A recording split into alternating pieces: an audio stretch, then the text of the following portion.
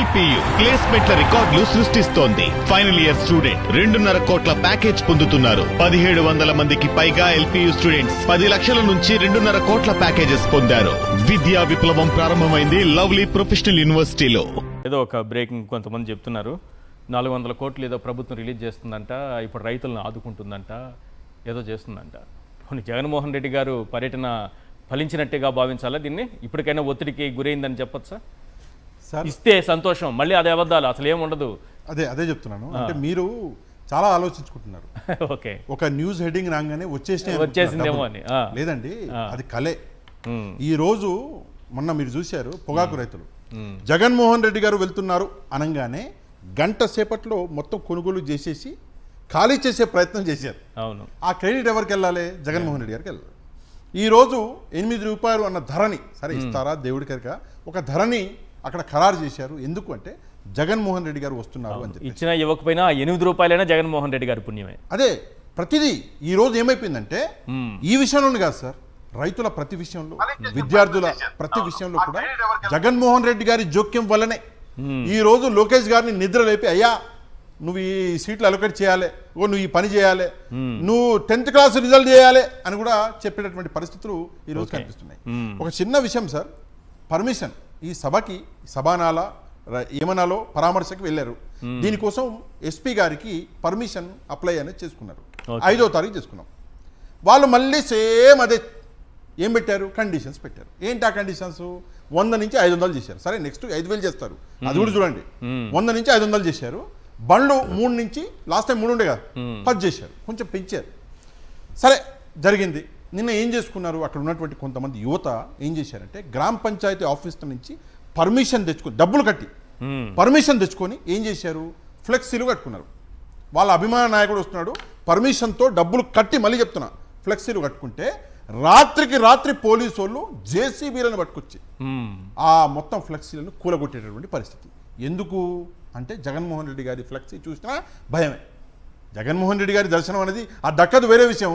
Okay, మీకు లోకేష్ గారి పర్యటనలో ఓకే ఇదే చిత్తూరు జిల్లా, ఇదే బంగారుపాలెం, ఈ రూట్లోనే వెళ్ళారు కదా ఆయన.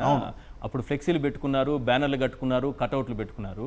ఈరోజు ఒక్క కటౌట్, ఒక బ్యానర్, ఒక ఫ్లెక్సీ లేకుండా మొత్తం రాత్రికి రాత్రి పోలీసులే తీయించేశారు. అదే చెప్తాను సార్, దట్టు డబ్బులు తీసుకొని మళ్ళీ ఆ డబ్బులు రిటర్న్ ఇచ్చారా లేదా నాకు తెలియదు, ఒక చిన్న విషయం. రెండోది, అదే లోకేష్ గారి ఆ పర్యటన గురించి మాట్లాడిన వాళ్ళ మీద మీకు గుర్తుందా, కేసులు పెట్టండి అని చెప్పేసి సోషల్ మీడియాలో కొంతమంది మాట్లాడితే కేసులు పెట్టేటటువంటి పరిస్థితులు మనం చూసినాము. నెక్స్ట్ వచ్చేసి ఈ కండిషన్ల గురించి మనం మాట్లాడుతున్నాం, కొంచెం కంటిన్యూ చేస్తాం. 500 కండిషన్స్ సార్, 400 మంది మీద 400 మంది వైఎస్ఆర్సీపీ కార్యకర్తలని నోటీసులు పంపించారు. ఏమని? మీరు గనక జనాలని మొబిలైజ్ చేస్తే మీ మీద క్రిమినల్ చర్యలు. అదే కాకుండా ఏంటి, ఏం షీట్ సార్ అది, రౌడీ షీటా? రౌడీ షీట్ ఓపెన్ చేస్తారా రైతుల మీద? ఫ్లెక్సీలు కట్టినందుక? రౌడీ షీట్ కి ఫ్లెక్సీలకు సంబంధం ఏంది నాకు అర్థం కాదు. రౌడీ షీట్లకి వైఎస్ఆర్సీపీ అభిమానానికి కట్టే కాదు, ఆ కార్యక్రమంలో పాల్గొన్నా సరే ఒకటే విషయం సార్, చేసే ధైర్యం లేక, చేసే దమ్ము లేక, చేసే సత్తా లేక ఈరోజు ఏం చేస్తున్నారంటే రౌడీలు, గూండాలు, అదేది ఏదో ఏదో తింటారు, ఏదో ఉంటుంది, ఏమంటారు, గాంజా బ్యాచ్. ఇదే ఏం దొరకలేదు. రెండో విషయం, చాలా ఇంపార్టెంట్ విషయం సార్, చంద్రబాబు నాయుడు గారి గురించి, లోకేష్ గారి గురించి ఒక్క విషయం చెప్పాను నేను. ఈరోజు చంద్రబాబు నాయుడు గారు, లోకేష్ గారు, మన జగన్మోహన్ రెడ్డి గారు చేసినటువంటి యాక్టివిటీస్ని ఎంతలా అబ్జర్వ్ చేస్తున్నారు అంటే పొద్దుటి నుంచి సాయంత్రం వరకు ప్రతి అరగంటకి ఒక అప్డేట్ తీసుకుంటారు. జగన్మోహన్ రెడ్డి గారు లేచారా? అవును లేచారు. వాష్రూమ్కి వెళ్ళారా? అవును వెళ్ళారు. ఎన్ని గంటలకు ఇడ్లీ తిన్నారు, ఎన్ని గంటలకు దోశ తిన్నారు, ఎందుకంటే భయం. ఏం చేస్తాడు బయటికి వస్తే లక్షలలో జనాలు. ఇంటెలిజెన్స్ రాష్ట్ర భద్రతకి మిగతా అంశాలకు ఉపయోగపడాలి కానీ ఓన్లీ జగన్మోహన్ రెడ్డి ఇంటెలిజెన్స్ పనిచేసి. ఇంకో చిన్న విషయం, గతంలో కూడా అట్లే కదా పనిచేసింది. పచ్చ మీడియా 2014లో పచ్చ మీడియా గురించి ఒక విషయం మాట్లాడాలి.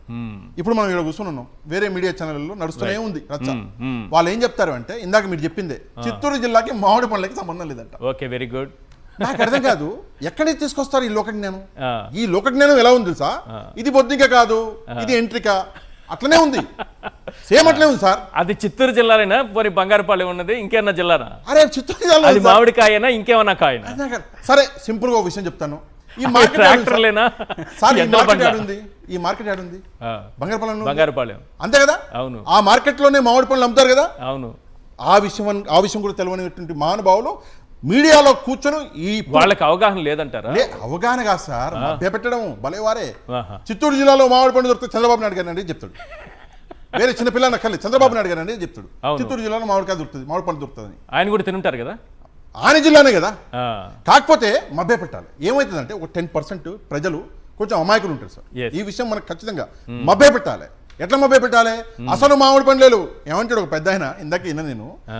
3 ట్రాక్టర్లలో 3 లోడ్లలోనంట జగన్మోహన్ రెడ్డి గారు ఆ మామిడి పండు తెప్పించి రోడ్ల మీద పోయి పెద్ద సర్టిఫికేట్ ఇస్తున్నారు. వీడియో తీయించారా అదే నా మర్యాద అది ఆ. వీడియో తీయించంటే పెట్టుకున్నారట జబర్దస్త్ స్కిట్లు వేసుకునే కాదు, వీళ్ళే అవి అక్కడ మామిడికాయలు లేవు నష్టం లేదు అంటారు. వీళ్ళే 480 కోట్లు రిలీజ్ జబర్దస్త్ చేశారంటారు. స్కిట్లు వేసుకునేటటువంటి వ్యక్తిని తీసుకొచ్చి డిబేట్ లో కూర్చొని పెట్టి అతనితో చెప్పిస్తున్నటువంటి మాటలు అవి. జబర్దస్త్ స్క్రిప్ట్లు చేసుకున్న వాళ్ళు మాట్లాడకూడదా అంటే మాట్లాడొచ్చు, ఆ, అతనికి బంగారుపాళ్యం మీద అవగాహన ఉండాలి కదా, ఓకే. మాట్లాడొచ్చు. అతనికి ప్రజల పట్ల ప్రజా స్వామ్యం పట్ల ఓకే. ప్రభుత్వాల పట్ల అవగాహన ఉండాలి కదా. మ్మ్.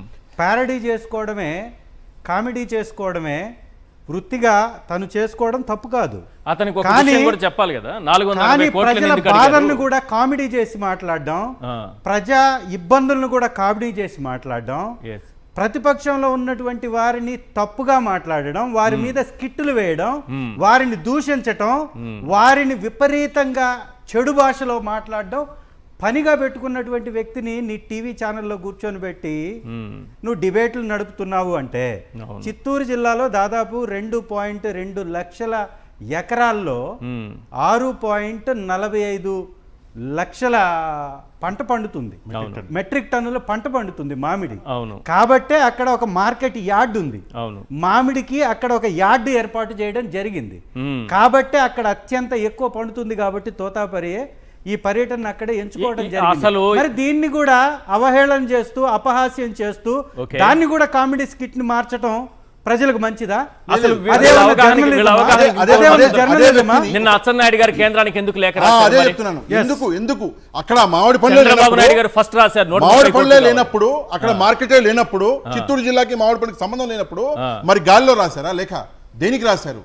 ఎందుకు రాశారంటే రైతుల కోపం ఎంత అదైపోయిందంటే కనీసం మామిడి చెట్టు సార్ ప్రజలు ఏమనుకుంటారనే అవగాహన సార్ కానీ ఏమీ ఉండదు. మామిడి చెట్టు అంటే కన్న కొడుకుతో సమానం బిడ్డతో సమానం అనుకుంటాం. మ్మ్. ఈ రోజు రైతులకు వచ్చిన కోపానికి ఆ చెట్లని నరుక్కునే స్థితికి వెళ్తే మీకు విషయం వాళ్ళ మీద తెలుసో కేసులు లేదో, పెడుతున్నారు మా చేపల పులుసులో కూడా మామిడికాయ వేస్తారు. సార్. వాళ్ళ మీద కేసులు పెడుతున్నారు ఈ రోజు, వాళ్ళ మీద కేసులు పెడుతున్నారు నువ్వు చెట్టును నరుకుతావని. అంటే చెట్టును పండించి పంటని తీసుకొచ్చిస్తే కొనుక్కునే దమ్ము లేదు. రైట్. ఆ చెట్టు మీద కోపం వస్తే నరుక్కుంటే రైతు రైట్. నువ్వు వచ్చి ఈ రోజు కేసులు పెడతా అంటే దీన్ని రౌడీజం కాకపోతే దేన్ని అంటారు?